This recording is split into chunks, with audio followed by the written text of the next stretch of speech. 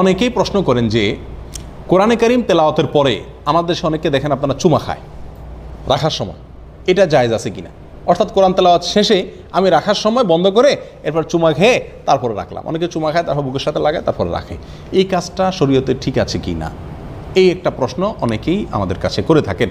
মূলত এই চুমা খাওয়াটা আমাদের দেশে বা আমাদের সমাজে মানুষ চুমা খায় যে কোরআনকে, এই চুমা খাওয়াটা শুধুমাত্র সম্মান দেখানোর জন্য খায়।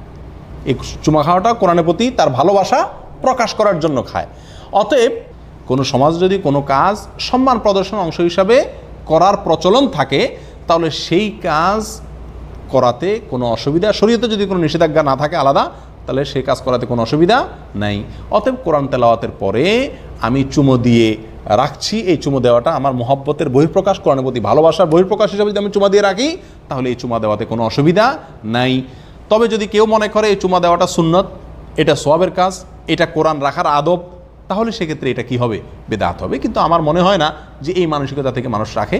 বেশিরভাগ লোকেই হয়তো মহব্বত করে চুমা দিয়ে রাখেন। কিন্তু যদি কেউ মনে করেন যে এই চুমা দিয়ে রাখাটা কোরআনের সম্মান এবং এটা কোরআনের প্রতি আমার কর্তব্য, এটা সুন্নত, এটা সওয়াবের কাজ, তাহলে সেক্ষেত্রে আলাদা এটাকে ইবাদত মনে করলে বা এটা কোরআন রাখার পদ্ধতি মনে করলে সেক্ষেত্রে এটা কি হবে? বেদাত হয়ে যাবে।